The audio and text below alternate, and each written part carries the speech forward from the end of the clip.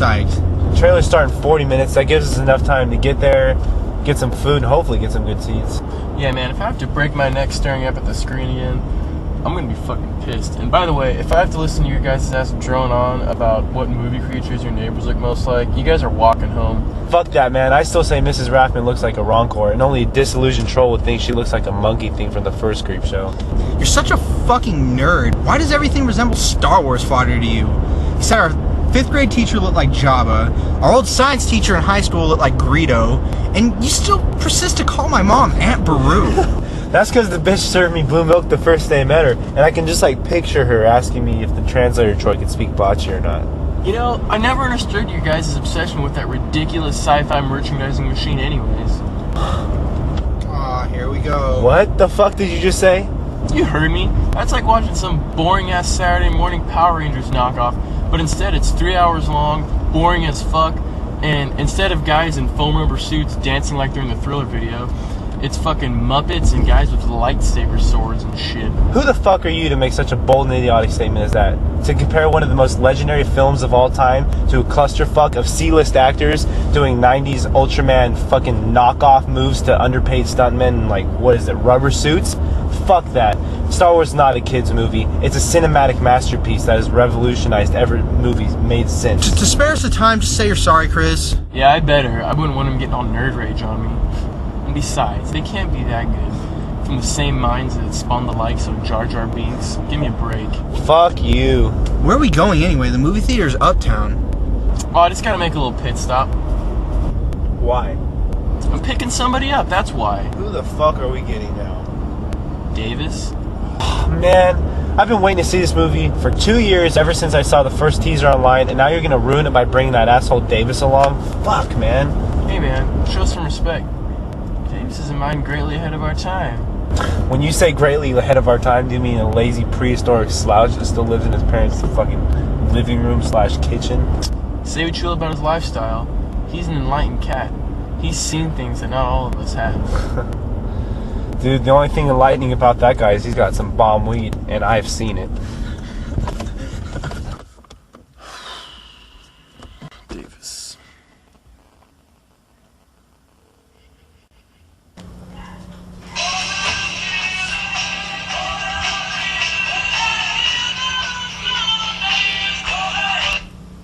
This is Davis. Is that you in the Jeep? Alright, if I'm not out in 2 minutes, I want you guys to forget about me and just go on.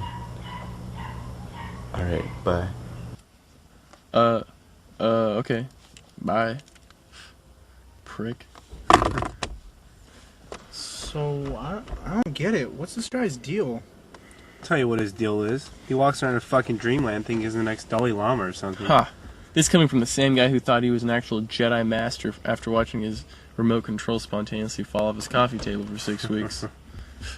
It's funny though.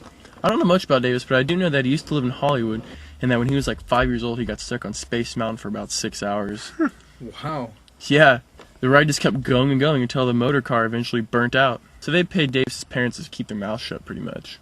Can you believe that lucky shit gets to ride Space Mountain for 6 hours and then gets paid a huge undisclosed amount of money to keep it quiet after that?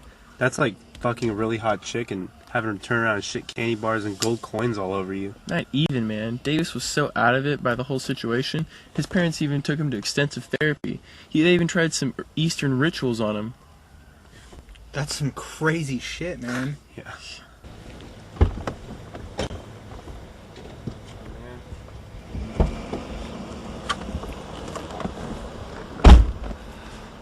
Friends, how are you this fine morning? My man, Davis. What's up, Davis?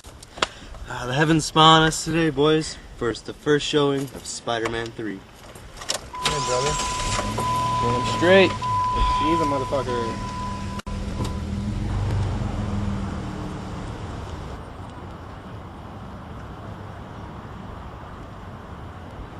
I can't wait. Venom, Sandman, and the Green Goblin? This movie's gonna kick ass. At last, the tale comes full circle. I've been watching all the action shockers very closely, making good vibrations. All I know is Kirsten Dunst gives me some good vibrations. Oh, yes. Kirsten is a very spectacular woman. I remember the last time I saw her, she was just about to leave for shooting. Get the fuck out of town. No, I will not. Now that I think about it, I actually helped save her career once. What? You never told me about that. Chris, you should always remember, one should always be like a casting director in an Ewok movie. Always save a little extra for later. Hey, good one, man. Please, Davis, tell me what happened. I regress. I remember having lunch with her one day. We were discussing what she was going to do next. And she confided to me that she was rethinking the whole acting thing. Yeah, she had had some problems with the people she had met in the biz so far, and she was worried that she was going to conform to the self-gratifying, fast-paced life of a Hollywood celebrity and lose touch with the true Kirsten. So I told her to forget about her worries for a while, and we went about the night, met up with some friends, and had a good time. So do you guys think that Kirsten's gonna have her diamond cutters on like she did in the last two movies? Who would have thought a girl from Small Soldiers would one day grow up to be Mary Jane Watson? Fucking blew me away. So what? You don't think she makes a good MJ? No, not at all. I think she's fucking horrible. Hey, you guys. She's a bitch.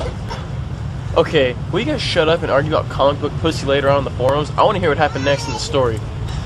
So after an entire weekend of sex, drugs, and booze, she learns that it's like way fucking cooler to be in the spotlight making major blockbusting motion pictures, right? No, actually. Later that night, we went to Gary Busey's house, and he had just gotten this new hibachi girl that he was testing out. And he had these crazy tea leaves from the West Indies. So he decided to have a few guests over.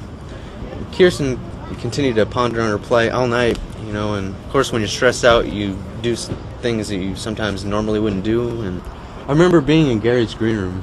I was initiated in a fascinating conversation with Matthew McConaughey about the impossibilities of time travel when Kirsten comes stumbling in and sits down next to me. Well, almost immediately after, Gary comes in with a kettle of boiling water and starts pouring tea for everyone in the room. He explained that we were performing the Oban Time tea ritual, and it was a very special Nepali blend of tea that's said to help one on the path to self-knowledge. I don't really remember much after that. And the next thing I remember, I woke up on the couch watching the news, eating animal cookies. Davis, what the hell kind of tea did you have? Did Gary Busey put a roofie in your drink? Hey, watch it, dick.